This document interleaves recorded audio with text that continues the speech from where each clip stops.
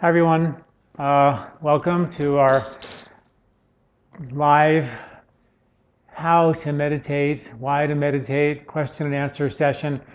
I hope you have all enjoyed the free meditation training. I hope you all had a chance to watch those two videos.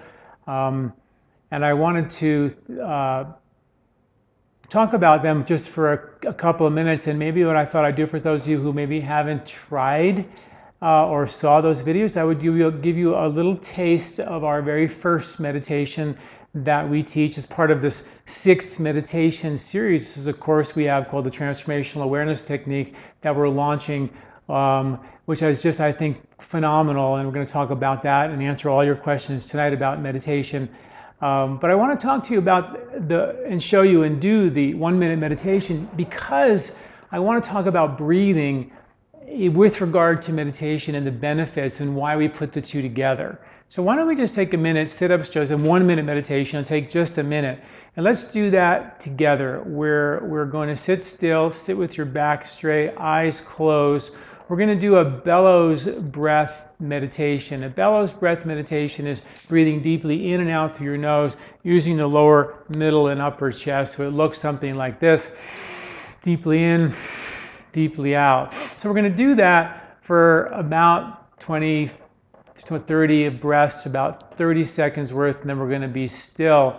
And I want to just give you this experience and launch into this discussion of meditation, possibly with a little bit more peace and calm, so we can kind of know what we're talking about. So here we go. We're going to sit still. The key to this breathing is deeply in, deeply out. And with the depth of the breath, do it as fast as you comfortably can. If you're uncomfortable at any point, just back off on the intensity or back off on the speed, or just simply stop and close your eyes. Very simple. So here we go. Sit up straight, and here we go. About 20, 30 seconds worth of breathing.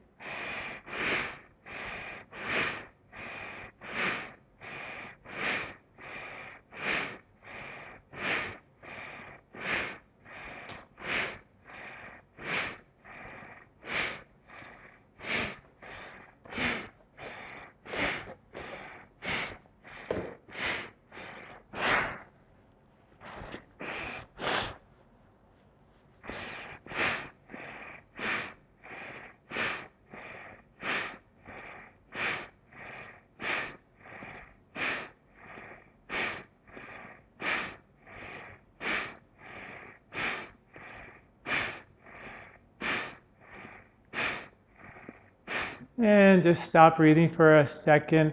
Be still for another 30 seconds with your eyes closed.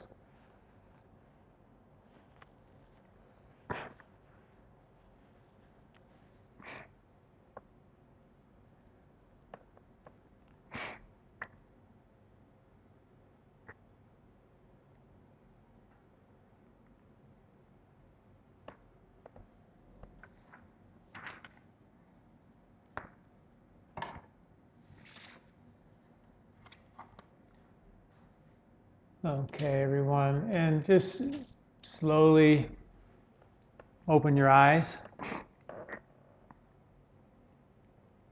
and see how you feel. What happens when you breathe is the breathing tends to pump more prana, more life force into the nervous system. And that life force sort of helps to oxygenate the brain, so we have more oxygen, more mental clarity, and that clarity allows us to feel more calm.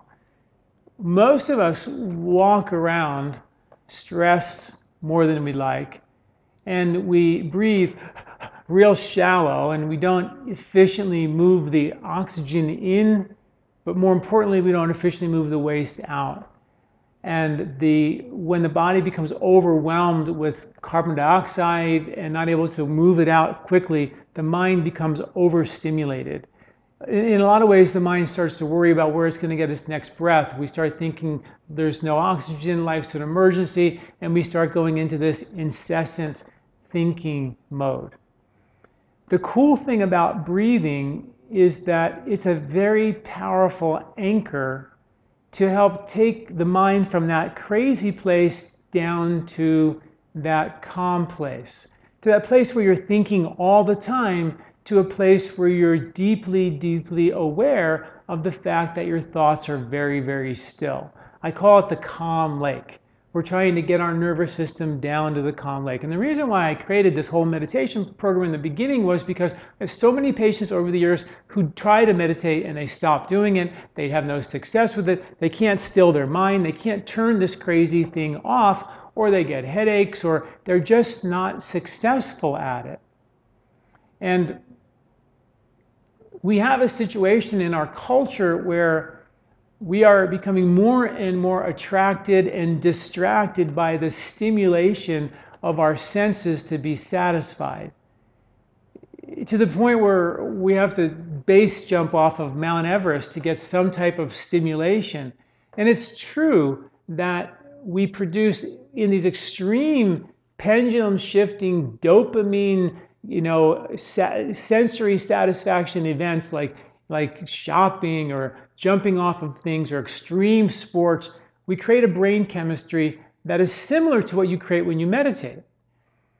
And the case that I'm trying to make is that it's unsustainable for us to find satisfaction by shopping, by making more money, by buying bigger cars, by jumping off of the bigger or the next biggest cliff, and stimulating ourselves to a level where we get temporary sources of satisfaction. It's just not sustainable. And we now know, and studies have shown, that the same chemistry that you get when you get that high from the outside, you can get from the inside. And you can get it in a sustainable fashion by training your brain to be still. And how do you train your brain to be still? Is you train your brain with meditation. But sometimes for folks just to sit there and close their eyes and be still, it's very difficult. They have a hard time doing it. So we use some tools. And the biggest and greatest tool to anchor your mind, still your mind, is breathing. So this breathing technique is part of the 1-minute meditation to help every one of us turn off the crazy thoughts. I use the 1-minute meditation all the time myself. I've told my patients for years, I've been teaching this meditation since 1987, believe it or not. And it's a tool that I absolutely love and adore because it instantly stills your mind. And many of us get spun out. And this is a way to get you to kind of calm yourself down and still yourself. Now, as we go through into the next meditation, that in video 2, I teach you how to do what's called an extended 1-minute meditation, where as you begin to bellows breathe and be still, if you have some distracting thoughts that creep in, you just bellows breathe again 15 times and sink back into the meditation and then when the thoughts start to creep in again, you just bellows again and sink down. So while you're in the meditation, if you're having thoughts, but when you're meditating, you're just not aware of those thoughts. Your mind is very still and you're very comfortable in that silent space. But then the thoughts start to creep in and you start to think, I gotta go pick up my kids here, I gotta go over here. You're in a distracted mode. When you become aware of that, that's when you bellows again and then you sink down into the meditation. And these are the very powerful tools to begin to train the brain to be still and train the brain to be silent. Now, once you do that, we begin to, in our meditation course, we teach you how to pick a mantra. A mantra is a mental waveform. It's a vibration. That's all it is. So we give you a whole lecture and a whole PDF and written material on how to choose an appropriate mantra, mind wave. Mantras or mind waves are not as powerful, as potent as the breathing, but they, in their own right, once the brain gets used to being still, they can be extraordinarily potent, but they're subtly extraordinarily potent. And many of us aren't tuned into the subtle quite yet. So I'm taking you on this journey of going from easy to do meditation that anybody can do for a minute to a place where you start to take that calm with the breathing into a longer meditation, to a place where we're going to teach you how to do it with a mantra along with the breathing. Then we're going to take away the breathing, and then we're going to introduce for you these what are called transformational words. This is the goal of this particular course. And the goal of this course is to give you the ability to change your life, to transform your life with meditation. Absolutely, meditation is a stress reduction technique. Absolutely, it's a technique to still your mind so you're more at peace, at calm. You're not driving like a crazy person trying to pass everybody, racing here, racing there. It naturally allows you to carry a level of calm with you. I call it the eye of the hurricane. The bigger the eye, the more powerful the winds. It allows us to tap into our full potential. There's no doubt about that. But what Ayurveda is about, what yoga, breathing, and meditation is all about, is to teach you how to create a heightened level of awareness. And with that awareness, take transformational action steps in your life to free yourself from old mental, emotional patterns of behavior. The bottom line is, and we all know this, is that it's our crazy mind that makes us do the same dumb stuff again and again and again and again. We find ourselves reacting to the same stressors again and again and again and again. We see people who are, taking care of their 90-year-old mother, and the 90-year-old mother who can barely walk or talk is still triggering reactive behavior in a 65-year-old daughter or son. We carry these stressors and these emotions for a lifetime. And the transformational awareness technique, and really what meditation is really about, is transformational change. But you first have to learn how to turn off this crazy mind, still silence the mind so you become more self-aware. And in that awareness, you can take transformational action steps to free yourself from the old patterns. So the mantra is just a vibration that that helps anchor you in a more subtle way into that silent place. Then we have these transformational words that I teach you, which are actually allowing you to elicit a very specific action step in your life. And that's what makes the transformational awareness technique so different, is I'm not going to let you just sit and meditate, close your eyes, and then go back into your world and do the same dumb thing again and again and again. I'm going to ask you, encourage you, nudge you to take action step in your life. And the meditation technique teaches you how to do that. And the other thing is that if you have any questions, then please, now if you like, you can press or click *2 on your phone. And if you have any questions, please type them in as well. Let's see if I can find some questions here. So here's a couple of questions while we wait for some new ones to come in. I have only listened to part 1, but you describe me perfectly when you talk about the gut producing brain neurotransmitters. I have a very sensitive stomach and I feel exhausted all the time. I've just begun daily meditation practice. How can I speed up my gut repair?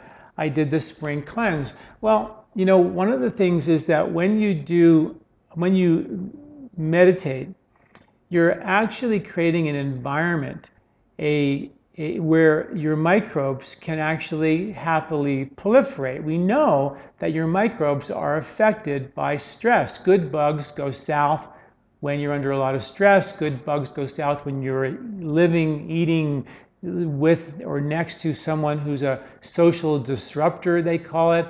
If just someone is yelling and screaming and angry, their good bugs go south. Even if you yell and scream at a container of yogurt on the table, the bugs in the yogurt will actually transform based on that stress. We also know by what you think, by what you see, what you watch on TV and CNN also directly affect your microbes, and your microbes do the heavy lifting for your immune system, absolutely for your psychology, for your blood sugar, all your physiological functions. And in fact, this is like my theory now, I can't give you science behind this, but since we know that your microbes are affected by the environment that you live in, in Ayurveda we call it a sattvic, peaceful, harmonious, loving environment, good bugs proliferate in that environment. Good bugs they actually are destroyed and they die when you're in a very stressful environment. So is it possible that over the 2 million years that we've been evolving psychologically, and our bugs, which manifest or multiply up to 2 million times or 1 million times in 8 hours, are also evolving on the level of energy, on the level of subtle sensitivities?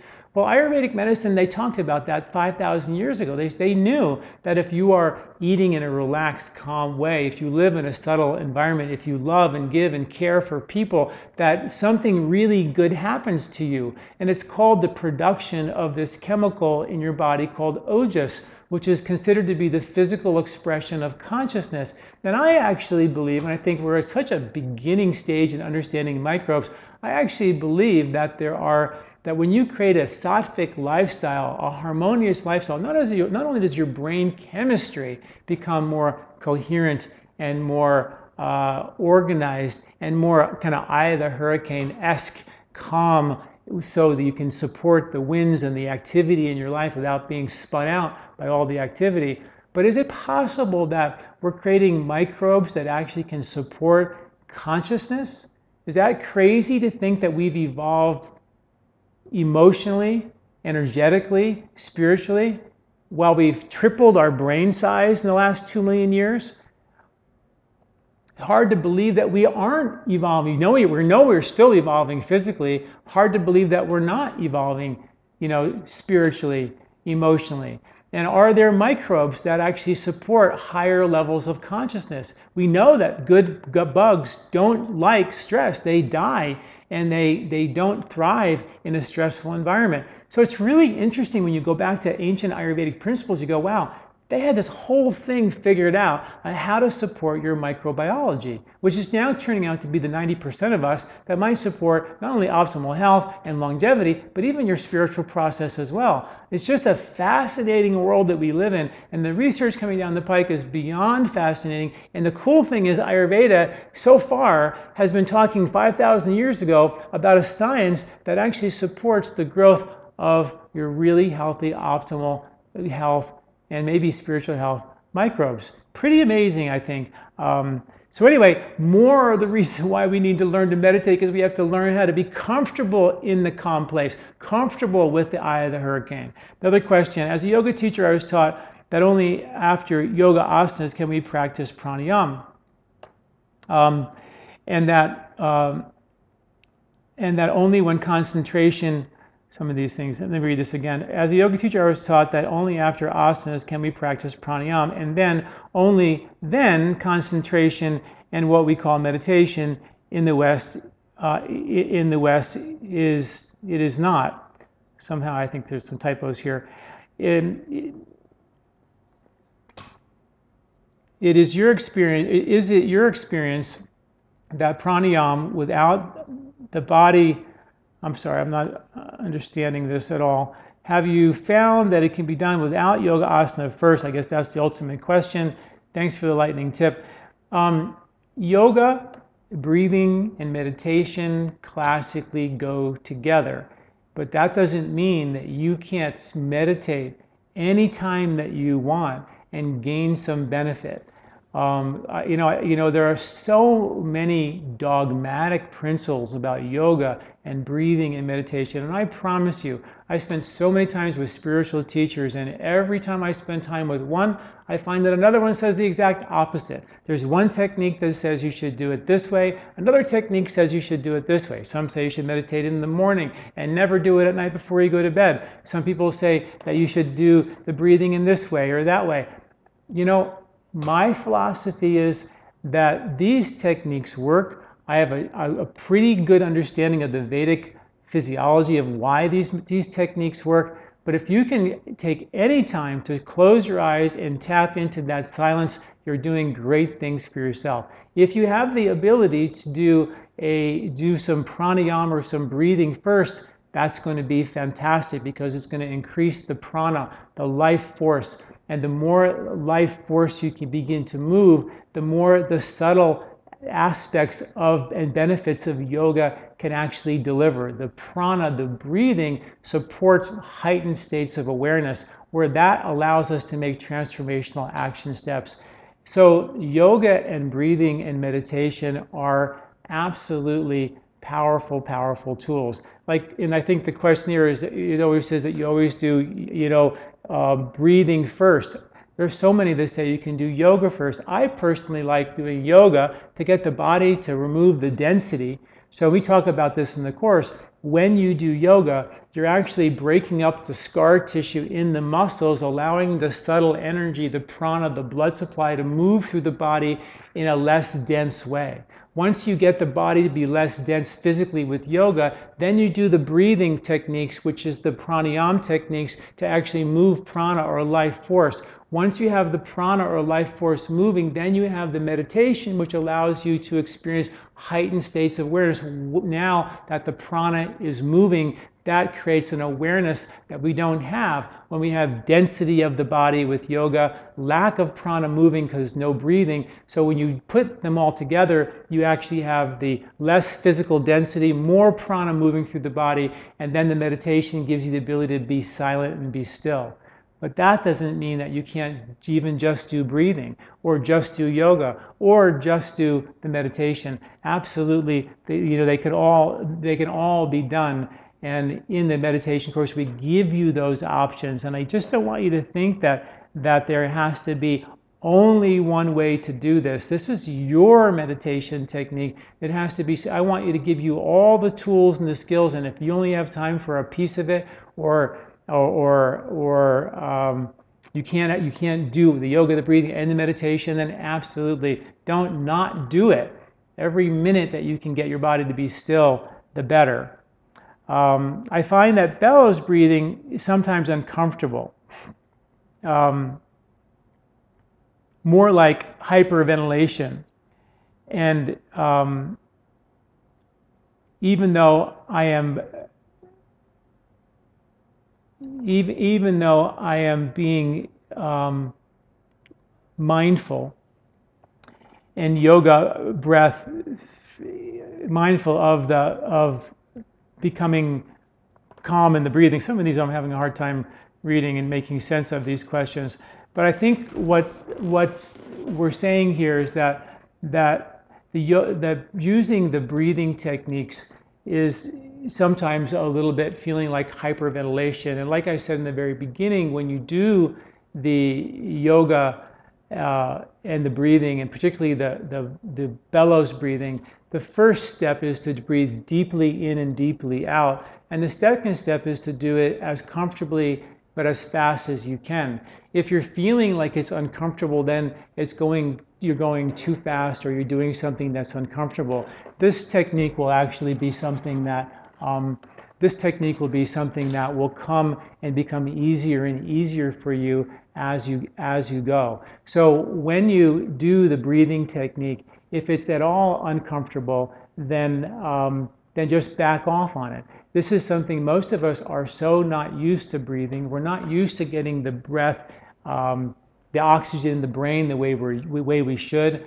And sometimes it takes a while for us to start to get comfortable. Many times you're going to feel dizzy in the beginning of doing this technique, and that might take a couple of days for you to be able to breathe and not feel a little bit dizzy. So that's something you have to be aware of. And this is a technique where as you learn how to breathe and you get comfortable carrying more oxygen in your brain, then it becomes something that's very, very easy to do. But the golden rule, anything in Ayurveda, if it's uncomfortable, then just back off and don't push it. Just back off, close your eyes, or breathe a little bit less intensely without so much. But the idea is that for most of us, we are so easily distracted that we need a powerful anchor to help get the body to calm down. And then what we're going to do is take you into a meditation where we use more subtle anchors to still your mind. And then we're going to take you to a place where you can actually be able to take action based on the meditation, which is a beautiful piece of the puzzle. Another question, Dr. John, is your 1-minute meditation safe for heart patients? I am a heart patient. I have stent. I think she says I have a stent that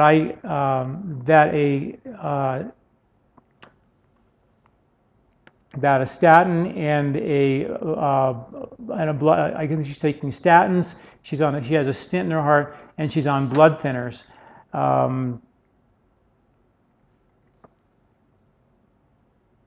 So it's very uncomfortable to breathe. So one of the things is that one of the most important things if you have a heart condition is to learn how to breathe.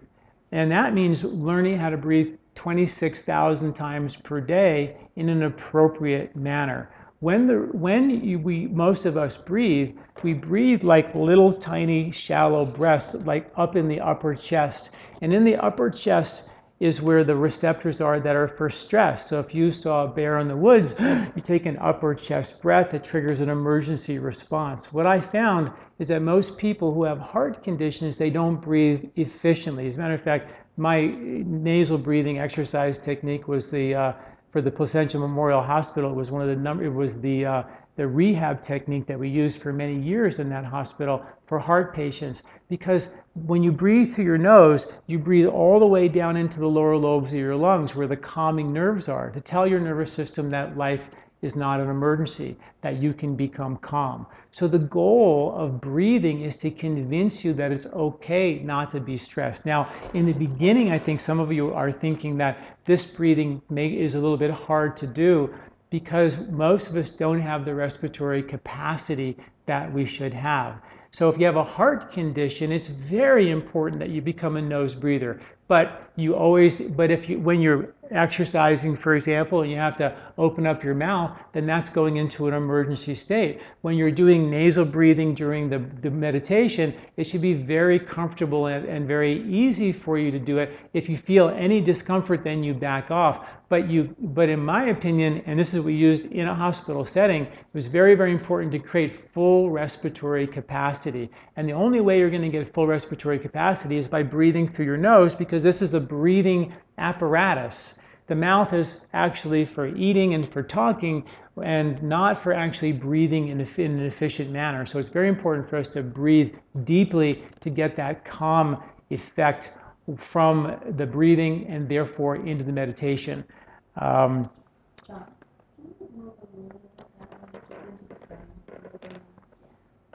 So next question is, I've been wondering why the breaths have been so quick. I have thought that there would be additional benefit in slower, deeper breathing. I so appreciate the videos and information. And the reason why, this is the beginning, this is the first 2 meditations of a 6 meditation course. By the end of the meditation course, you're going to be using just the mantra and just the transformational awareness technique. So we use these heavy anchors in the beginning because, first of all, most people find that they need those big anchors to calm and still their nervous system. That's kind of the most important piece, that most people need a little bit of extra support to still them. But the course quickly moves into what we might call advanced techniques, where people learn how to still their mind with subtle aspects of using very gentle breathing, with very gentle using of the mantra, using gentle transformational words, sutras they're called, to actually create action steps during the meditation. So we go from this, in the beginning, it's true the meditations are a little bit more aggressive, but and not to say that people who are even like advanced meditators don't still, after I've been teaching this course for many, many years, still go back and use the breathing, the bellows breathing, to help still their mind. Because reality is that we simply don't have the oxygen on this planet that we once did. Most of us breathe like rabbits. Very few of us have what I call respiratory efficiency. And to still the mind, We can't be in an oxygen debt situation. We have to have a calm nervous system, and that comes from being an efficient breather. So the breathing technique in the beginning helps to still the mind and create a respiratory efficiency. Once you learn to still the mind, then the meditations become much, much, much more subtle. And this way, you have 6 meditations that you can draw from. You can use any 6 of them whenever that you like. You don't have to only do one and go to the next and go to the next. I still do the 1 minute meditation, and I have great benefit with that. And I still do, the last transformational meditation using the transformational awareness techniques, which are meditations that are very, very subtle, but also very, very powerful. So we're really taking you from a very calm place to a very calm place to a more aggressive meditation to a very calm place. So we're teaching the nervous system to be still. Another question here: is there a certain time of day to meditate best? Not really. Like I said, some people like to do it in the morning and the evening. I think those are ideal times classically, when the lake is very calm first thing in the morning, when the lake is very calm in the afternoon, when the lakes become calm.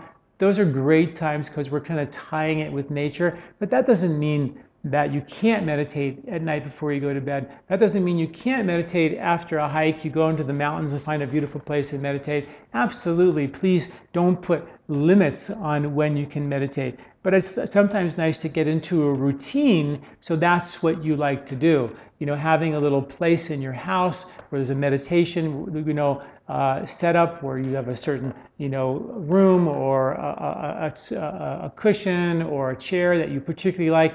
It's nice to have that go-to place where you can go and do it on a regular basis. Next question here: how do I learn steps 3 to 6? What we did in this course is we gave you the first meditations 1 and 2 for free, and then we're actually going to give you the meditations, that's all 6 meditations done in the actual course content, which goes into much greater detail into meditation 1 and 2, and then there's going to be meditation 3 through 6 that go into greater detail as well. There's PDF informations, there's online videos that you will be able to watch. There's about 18 different videos to watch in this 6 meditation course. There's a guided audio meditation course where you can listen to it on your iPhone and have a guided meditation. So it's a pretty comprehensive course that goes into quite a lot of detail about how to meditate. But to get the next 3 meditations, that's a course that we're offering, and right now that course is offered for $150, and normally it's a $250 course. So that's our special kind of meditation deal that we're offering right now. Another question: how can we access the complete transformational training? Again, that's what the whole transformational awareness technique is. We gave you the first 2 for free, which are pretty powerful to get started with, and then the rest come as part of the transformational awareness technique. And this is a meditation course that I've been teaching to my Panchakarma patients since 1986. I've been teaching meditation to my patients, and so much of what we do here or as part of our Panchakarma program, which people come and they spend 7 days with us and they do deep retreats, is making transformational change in their life. And it became very apparent to me that the reason why we do Ayurveda is for transformational change. That we lock ourselves into old patterns of behavior that take out our guts, our bugs, our microbes, our neurotransmitters, and they cause our body to break down unnecessarily. So the meditation technique is a technique that I used for many years to help people become more self-aware. But being self-aware wasn't enough. It was being self-aware so that we could actually create transformational change, to take the action steps with us, into our daily life, to not just meditate and be still, which is wonderful, but to actually realize in what situation Am I acting based on other people's behavior? In what situation am I acting based on other people's stress? So many of the old patterns of behavior that we created as young children, we still project on the screen today as an adult. And what meditation does is it gives you the awareness of, when am I acting based on the behavior of my mother? If someone's being mean to you, you have a situation where you're feeling hurt or you're feeling unloved, then you have the opportunity to act based on their behavior. They're making you feel uncomfortable because they're mad at you, or they're unhappy, or they're angry. Or you can react based on your nature, which is to be, I like the analogy of the sun, to be giving, to be loving, to be kind for no reason. And if someone's being angry at you, you have the option to respond based on your behavior as opposed to their behavior. We are hardwired since being a young child to want the approval of others, to be safe and secure. And we spend our whole life trying to be safe and secure, getting the need of approval from someone else. And if we don't get that approval, we get hurt feelings. And as a result of being hurt, we then find ourselves reacting to not being approved of by others. And so as a result, when you use the transformational awareness technique, you have a heightened state of awareness. You become more aware of why this person is being mean to you. You're more self-aware. You're aware of why you're reacting to their behavior.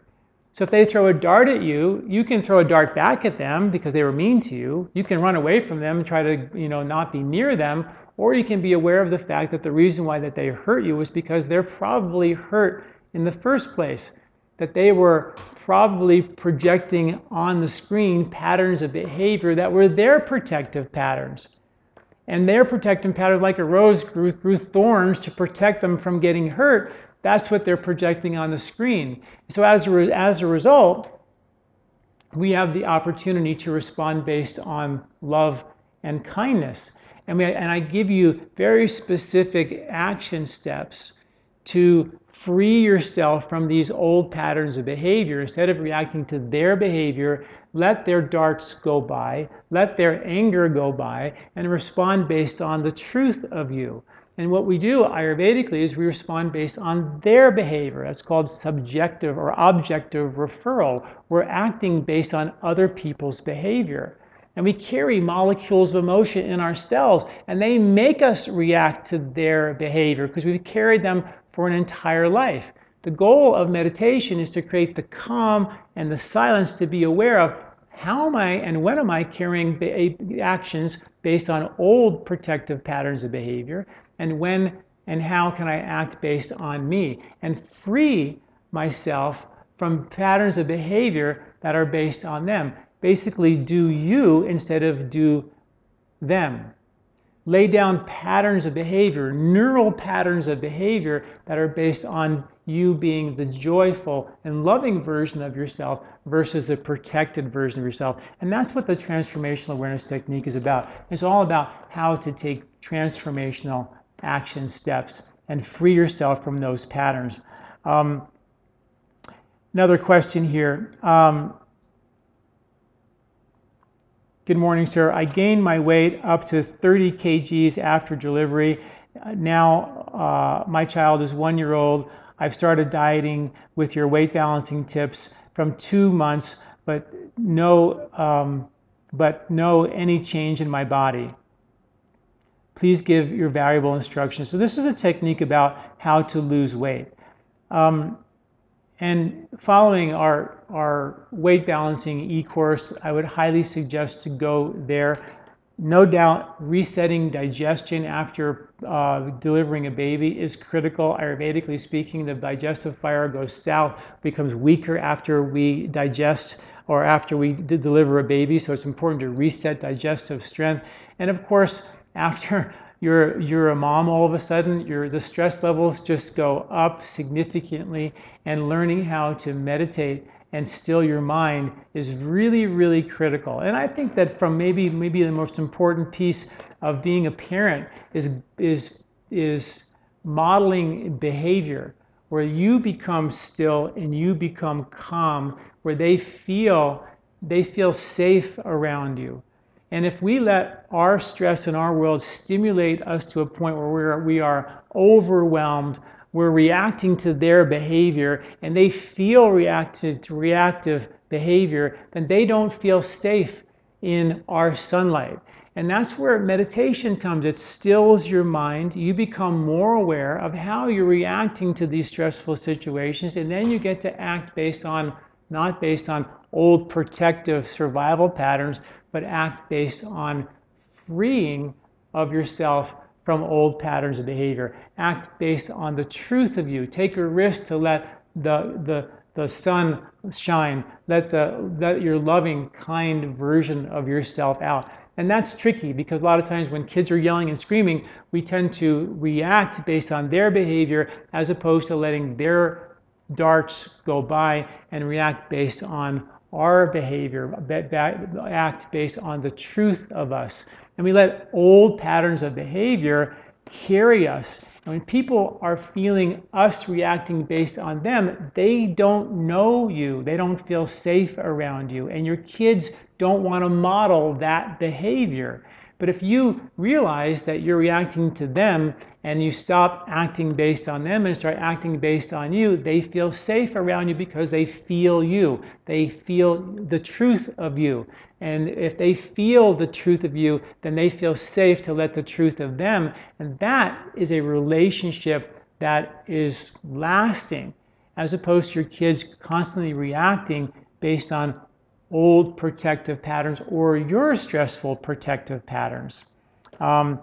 Is it okay to do the 1 minute meditation after your meal? It's probably a better time to give yourself about a half an hour after the meal, because the 1 minute meditation is quite stimulating from the breathing perspective, and your breathing and your digestion, your diaphragm and your stomach are right next to each other. So they definitely need a little bit of time for sure. Here's another question. I understand you'll be teaching 4 more meditations. Are there any of them far out there, like an out-of-the-body experience? I know that I would be comfortable with something like that. I don't know that we're trying to teach people how to have spiritual out-of-body experiences. I would suggest that what we're trying to do is give people the experience of composure and calm. And the bigger the calm, the more powerful, productive, joyful, happy, loving you are in your life. Spiritual process and spiritual experiences come as a result of you letting the truth of you out. So I would say that the meditation techniques aren't geared for high, spiritual experience as much as they are living from a calm place, and then make transformational action in your life. And the spiritual, colorful, out-of-body, they happen naturally. I would hate to think that I'm taking a meditation course that his goal is to have an outer body experience. But becoming more self-aware of the truth of you, becoming aware of the fact that your nature is not the body, but it's consciousness, that's a natural expression of this technique, if that makes any sense. Good evening. What would you say is the distinction between Vipassana and TM and other meditations you are sharing tonight? Well, I think that there are many, many techniques out there. And I've studied TM.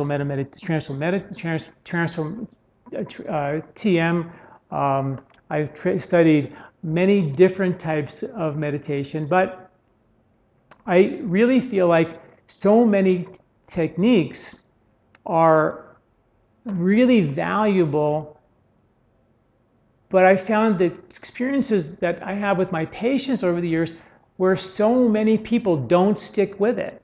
They have trouble, they have headaches, and I find that people don't engage in a spiritual process because they can't stick with it.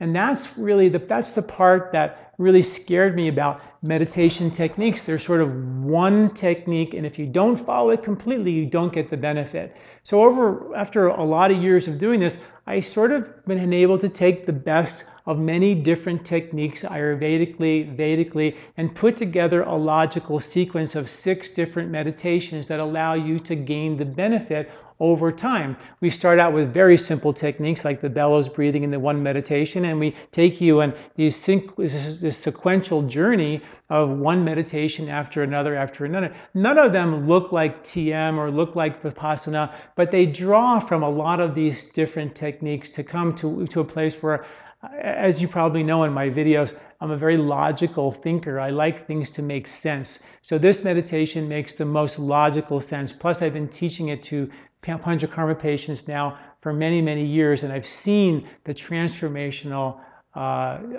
experiences that people have had.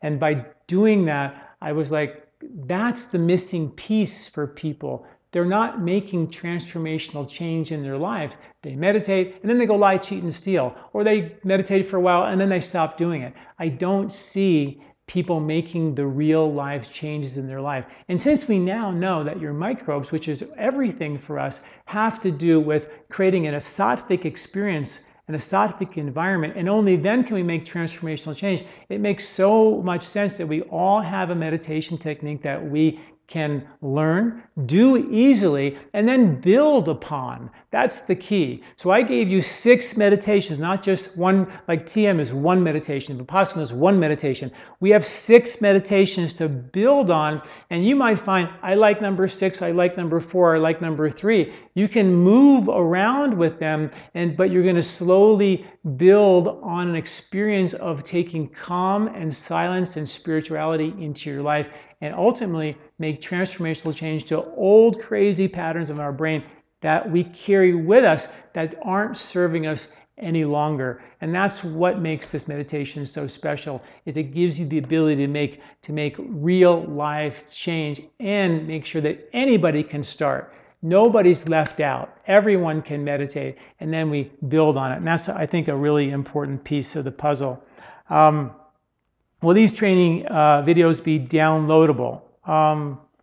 Yeah, absolutely. All the videos and all the PDFs, they're yours. When you get them, you have access to them.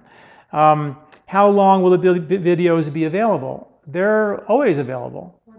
Once you buy the course, the videos are available they're yours. They're completely yours. What is the difference between counting to 7 while inhaling and then holding the breath to 7 again? Exhaling, holding the breath to 7. Not sure what she means by 7. Do you know what I mean?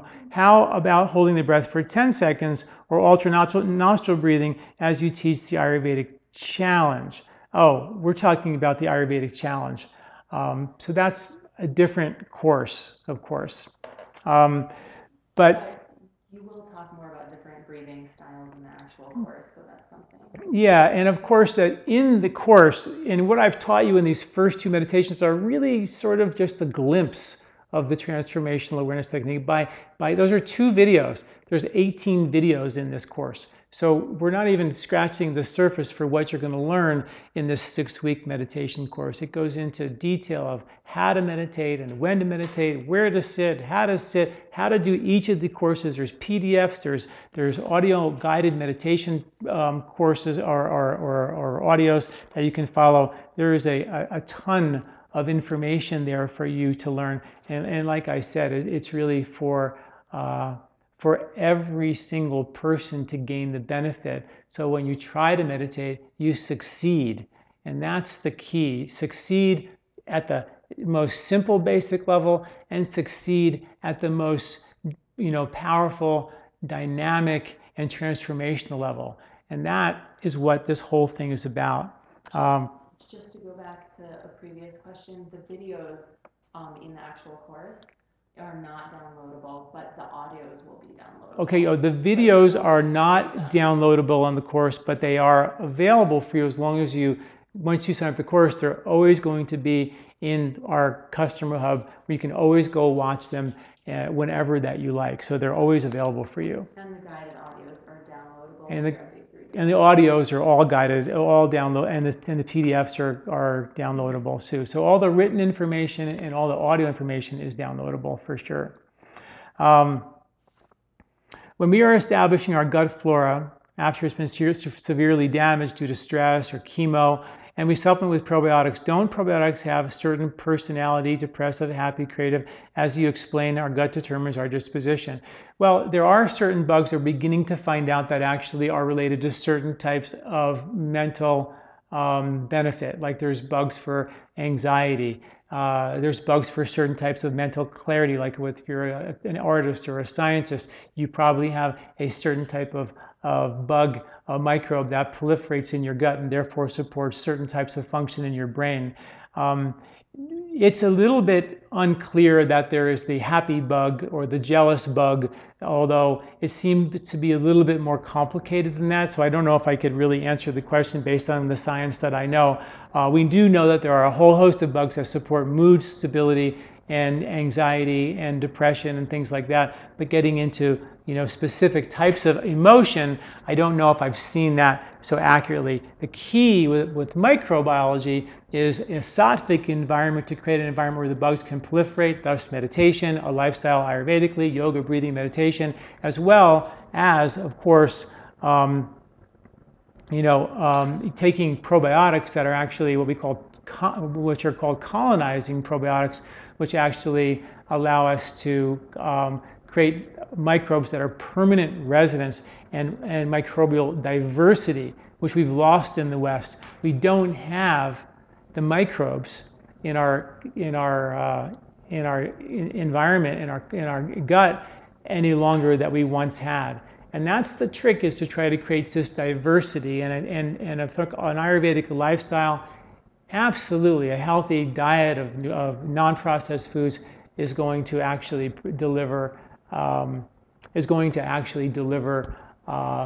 a more diverse, a better physiology, microbiology, as well as better immunity, better psychology, mood stability, better energy. And that's really the goal: better longevity, and maybe, if Ayurveda seems to be right, possibly the ability to meditate even better, because you're carrying bugs that are supported by a sattvic, calm, loving environment. It's hard to not go there based on the research that we have, based on the thousands of years that Ayurveda has been around. There's something magical about their understanding to support higher states of consciousness, higher states of self-awareness, and the ability to make transformational change based on the illusion of the mind, which is that I need everybody to love me to feel good, as opposed to feeling free, just loving everyone else. Instead of needing love, we get to be love, and that's a much more sustainable experience. And there's good science behind that. We know that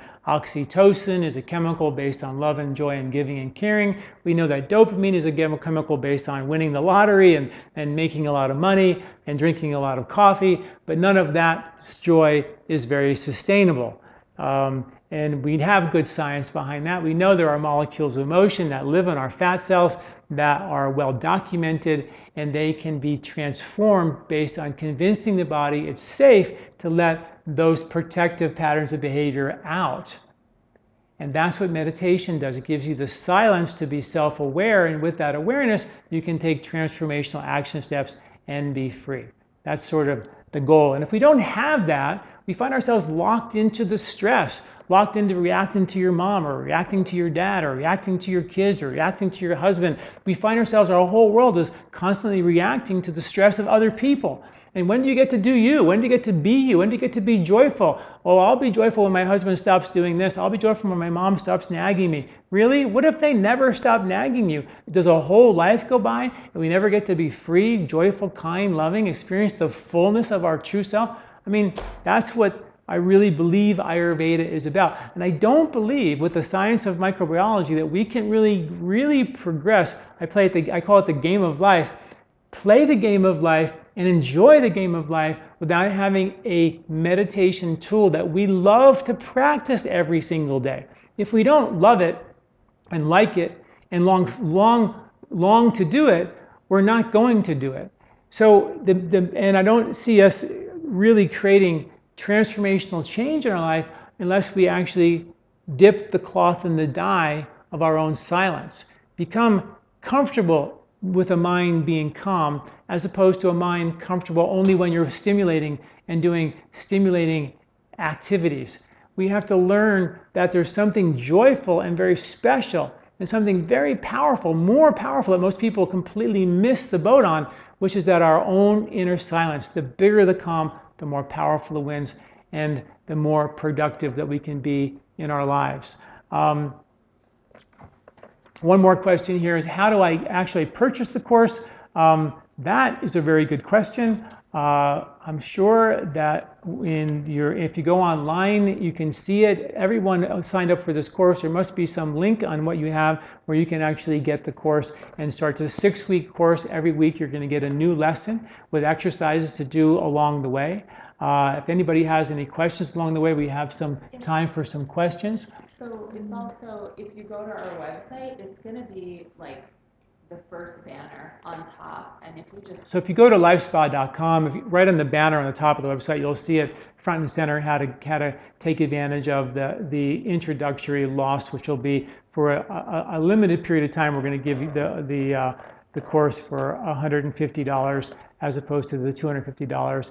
And I think if you don't have a meditation course and you're not comfortable with your meditation, I absolutely love this course. I've been teaching it for so long. I've watched my patients transform.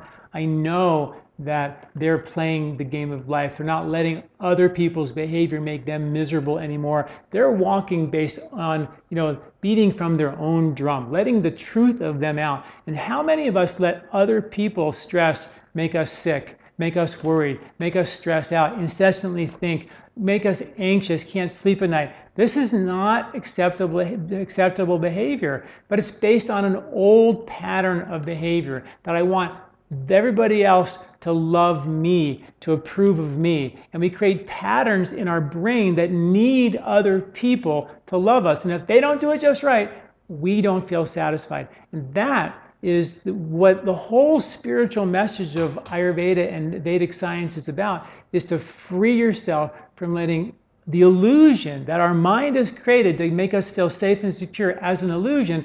Break that illusion and take the risk to be loving, to be the son, and give yourself fully to the job, to your wife, to your children, to your spouse, to give yourself fully. That's the risk that we take. And it's scary because the mind wants to hold on for dear life. But when you really think about it, what do you have to lose to love your wife fully? Love your children fully. Love your mom and dad fully. But our mind doesn't want to do that. And the meditation gives you the awareness of, oh, that's why I am not loving my husband fully. Oh, that's why he doesn't feel loved by me. And that's why he's not so loving to me. All of a sudden, like the light bulbs go off because you're more self-aware. And then we hold your hand and teach you how to take new action steps, lay down new neural pavement in your brain so you're comfortable coming from that place of vulnerability, of being delicate and being powerful, because that is your nature. Not just delicate and calm, not sitting, meditating, doing nothing. To do everything, to be fully access your potential is our goal. And of course, to not let your emotions undermine your joy in your life and your success. So on the website, there's absolutely information there. We've been talking for a little bit, just about an hour now, and I'm going to stick around and answer a few more questions. But if you've got time, if you need to run off, I totally understand that. I'm going to ask for a couple of questions on the phone. If you want to push *2, I'll be happy to answer those. Yeah, just to really clarify where to buy the course. Yeah. If you scroll down to the if you scroll down the page where you're watching this video right now, there's going to be a yellow and red button on the bottom right that's going to say Transformational Awareness Technique. So I don't know if you all heard that, but on the bottom of the page you're watching this video on, if you scroll down, you'll see a yellow button that says the Transformational Awareness Technique, and that is the current offering that we're making right now as we offer this technique for the very first time. It's a very cool thing. I'm really quite excited about this because I think it's going to change a lot of people's lives. So that's where it is, right on this page. So let me answer a question here from Washington, Virginia. Are you there? Can you hear me? From Washington, Virginia. I know you had your hand up for a while. No. How about Denver or Hamilton, Montana? Are you there? Yes, I'm here. I've been taking Mucana as a supplement for my ADHD, which is high in alfalfa.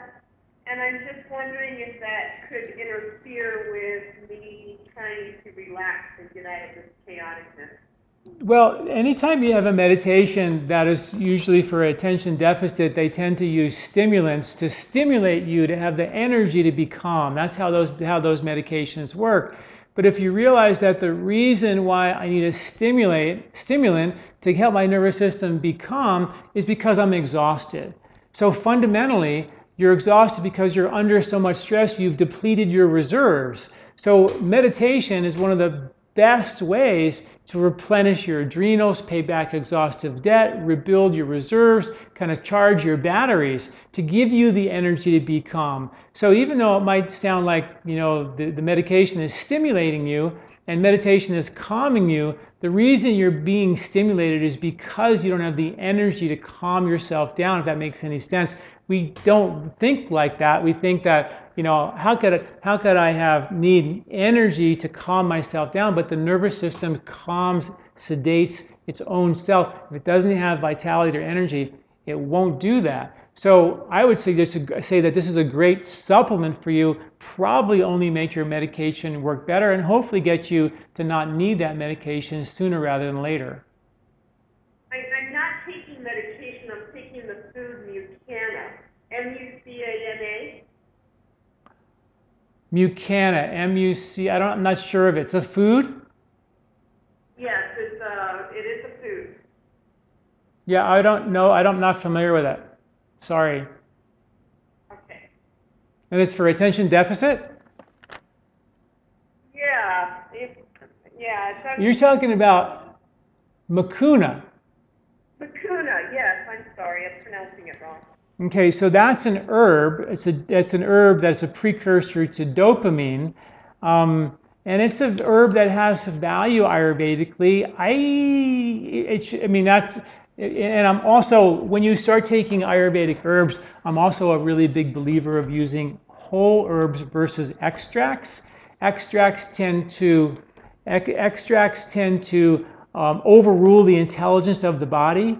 And the herbs that are whole herbs tend to work with the body, so you can get on, get better, get off without creating dependencies. The body doesn't build tolerance to them, and it works a lot better. So if you're going to experiment with that herb, I would definitely get it as a whole herb versus an extract. And there's no reason why you can't do the meditation and Mucuna together for sure. Thank you. You're very welcome. Any other questions? Just push *2 and any other written questions? I'll take a quick look here. It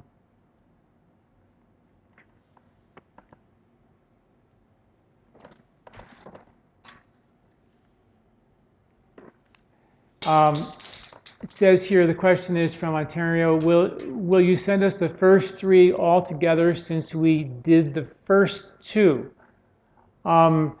Actually, I think when you get the course, you're going to get access to. You already done the first 2. You're going to get. Are they going to have to wait a week? First one, and then. They have to wait a week for that one. Well, they'll get the first one right away, and then then it's a week, and you get another one. But they've already done the first week. Can we give that earlier? We can do that.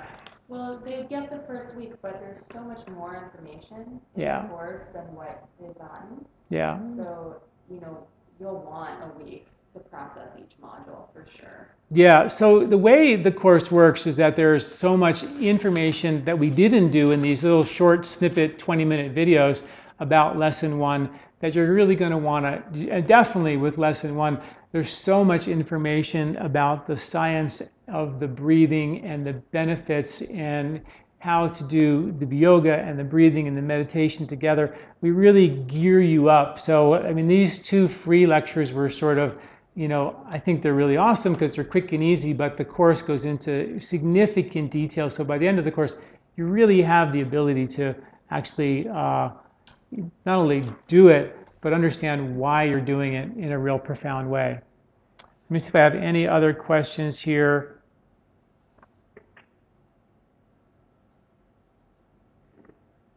So one question here is when I guess on the camera you weren't seeing my chest. It looks like Bhastrika, and that is actually the bellows breath. That's exactly what we're doing, is we're doing Bhastrika breath. And it says the hyperventilation technique that swimmers use right before a race. Is this a technique that I invented? I don't think so. I don't.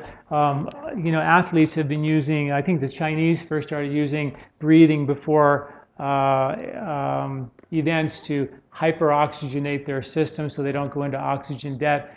But definitely one of the benefits of getting more oxygen and getting really the CO2 waste out more efficiently is the fact that you actually, that efficient waste removal allows the nervous system to become calm. Ayurvedically, you're moving prana, life force, into the system, which allows the nervous system to become more calm. And that's really the goal. That's really the goal.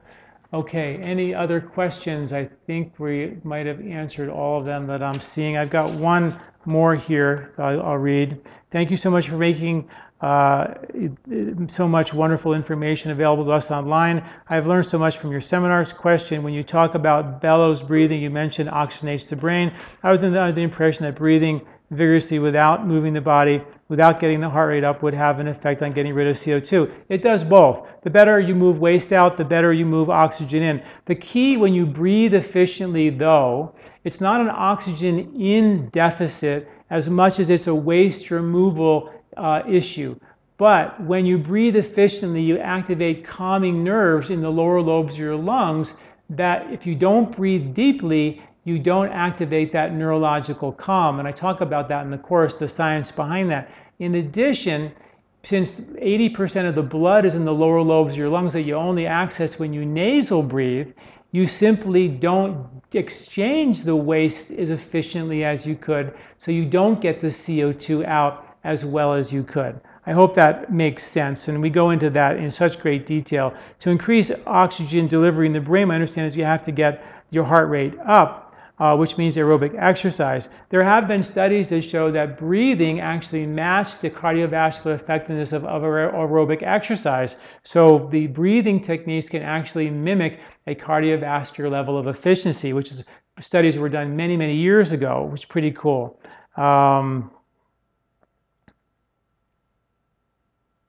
So could you clarify exactly what the bellows breathing is doing? And I think I just did that. It's creating an efficiency of, number one, better waste removal. Number two, that waste removal allows you to oxygenate in a more efficient manner, but also, most importantly, allows you to breathe deeply into the lower lobes of your lungs. And that's where the calming nerves are that actually take the brain into an alpha state, into a calm state. And that was research we did 20 years ago with my Body, Mind, Sport book. We proved that nasal breathing actually changes the brain chemistry, slows down the brain waves. Alpha production during exercise is what we actually produce, which is the ability to be calm during activity. So we used similar breathing techniques to give you that ability to be calm in a very not calm mind, in a very distracted world, to still the nervous system. And once we still the nervous system, then we teach the brain that it's okay and safe to be calm and not be stimulated, then we can allow the nervous system to use more subtle anchors like a mantra. And we use a mantra with breathing. Then we take away the breathing, and then we use transformational words with breathing. So we slowly, gracefully give you these tools, more subtle tools, as we slowly take away the breathing so you become an expert at stilling your mind from a transformational place. Okay, I think that's it. Thank you all for listening, and hopefully I was able to answer some of your questions. And please join me for this transformational awareness technique.